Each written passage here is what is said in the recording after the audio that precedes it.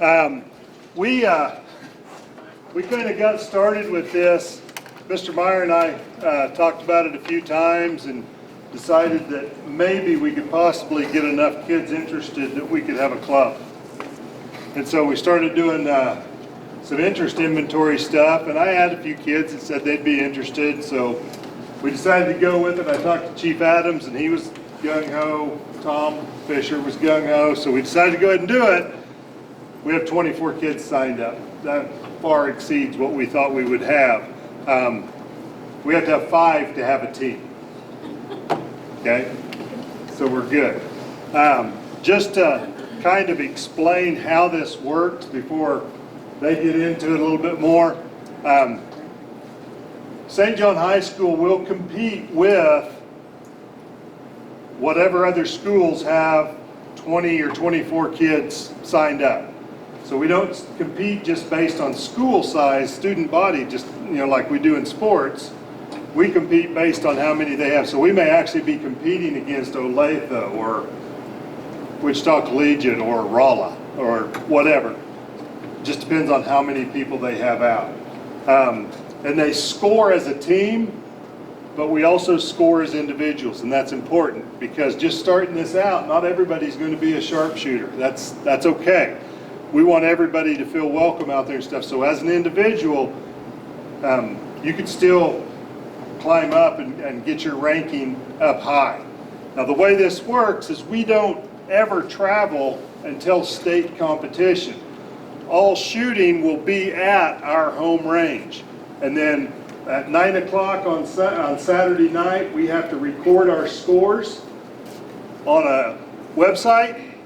And on Sunday, we can go see how we fared that week against the people in our league, okay?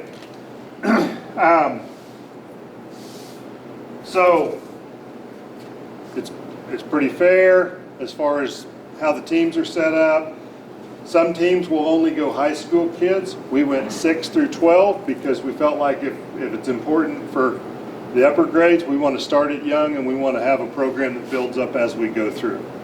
So, good things about this as a program. And first of all, I guess I should say my philosophy is the more activities we can get kids involved in, the more likely they are to be successful. So, every kid can compete for the most part.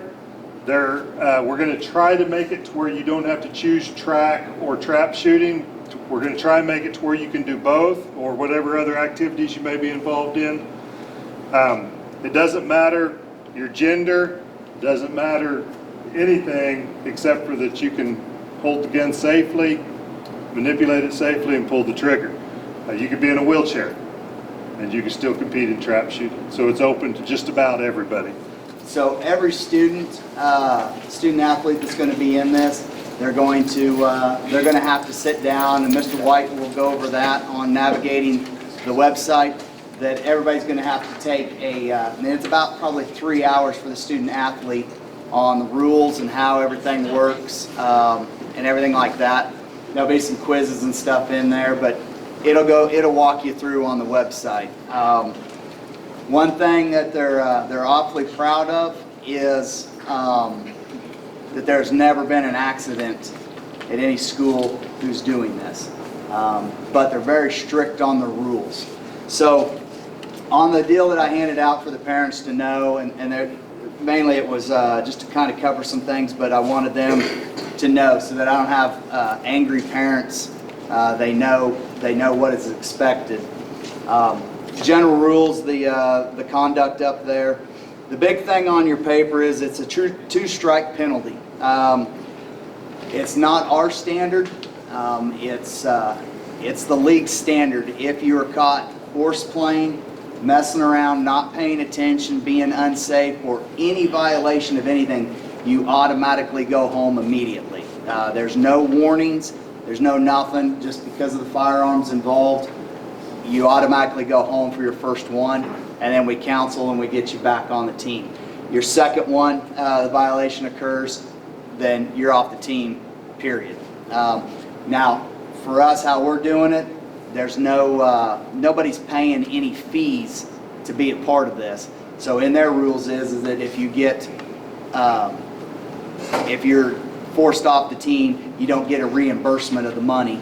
But we're not charging anybody to do this. We're doing fundraising. We're trying to do it so that basically all you got to do is show up with shotgun and we have the team. So it's important. I just want the parents to understand that we cannot have anything. So if a student athlete gets sent home, I just want the parents to understand and know that that's not our rules, that's theirs, of being very strict on them.